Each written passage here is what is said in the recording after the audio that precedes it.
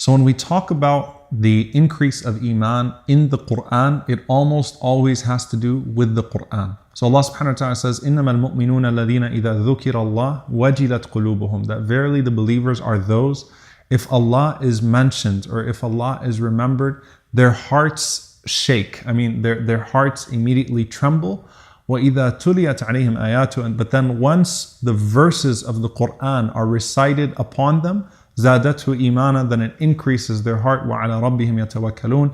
And they put their trust in Allah subhanahu wa ta'ala. So Allah mentions that the initial, remember that catalyst, the initial moment of the remembrance of Allah, the heart trembles. But then the Quran settles it and it grows the Iman in the heart. It grows that faith in the heart. Almost every single time Allah mentions ziyadatul Iman, the increase of faith, it comes through reciting the Quran with contemplation and reflection and remembrance. There is nothing that can foster faith in the Quran or foster faith in Allah subhanahu wa ta'ala like a meaningful connection to the Quran. When you read the Quran as if it's been revealed to your own heart, as it was revealed to the heart of the Prophet ﷺ, and you allow it to grow Iman inside of you.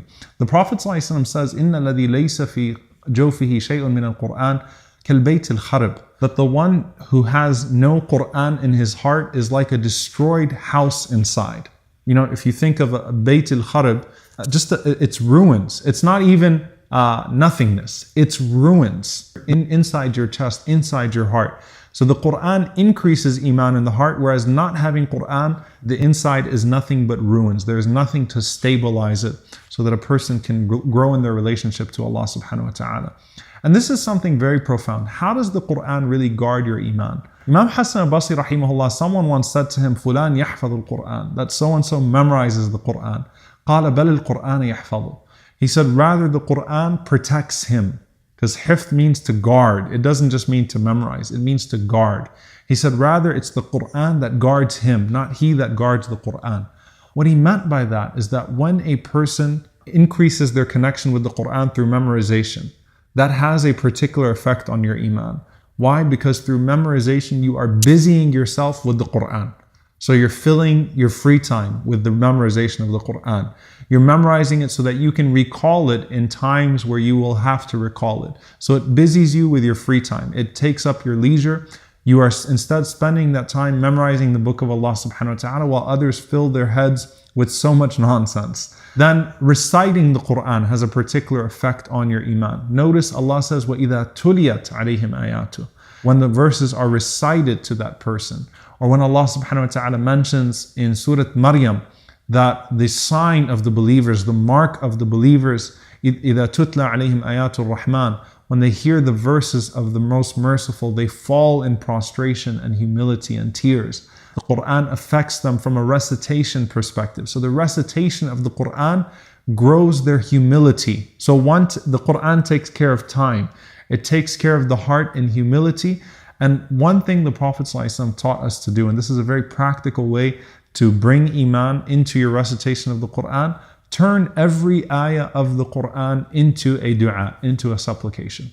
If you can find a way as you read the Quran, the way the Prophet ﷺ did, particularly in the night prayers, every time he read a verse of the Quran, Salama says, he would remember Allah and he would make dua.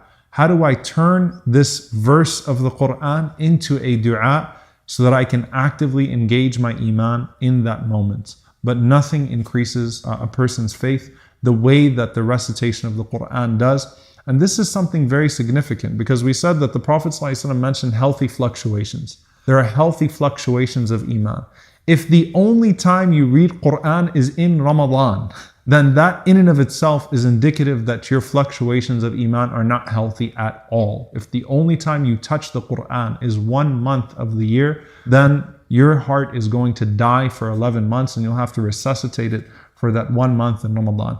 So the recitation of the Quran has to be measured throughout the year to keep that Iman beating and increasing at that healthy pace. May Allah subhanahu wa ta'ala protect us with the Quran, guard us with the Quran, and make us people of Quran. Allahumma ameen.